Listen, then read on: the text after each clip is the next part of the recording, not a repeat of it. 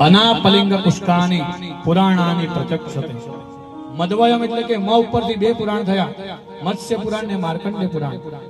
એના પછી ભદ્વયમ ચૈવ, ભ ઉપરથી ભવિષ્ય પુરાણ અને ભાગવત પુરાણ થયું.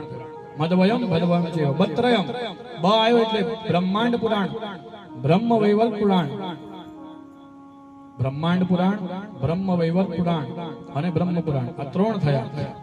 અને ત્યારબાદ વત્રયમ એટલે કે વ આવ્યો એટલે વિષ્ણુ પુરાણ. ચાર પુરાણ થયા એમાંથી વિષ્ણુ પુરાણ, વરાહ પુરાણ, વામન પુરાણ અને વાયુ પુરાણ. આ ચાર થયા.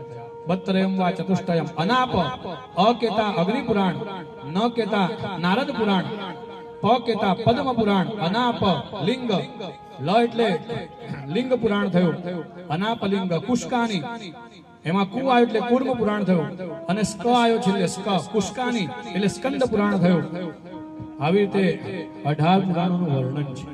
અનાપલિંગ કુષ્કાની પુરાણાની પ્રત્યક્ષતે. અને ત્યારબાદ જો ભગવાનની કેટલી મોટી સામર્થ્યતા છે. હે, ભગવાન ચક્ષુ ખોલે છે. ક્યારે ખોલે છે? ભગવાનની આંખો ક્યારે પલકાય છે?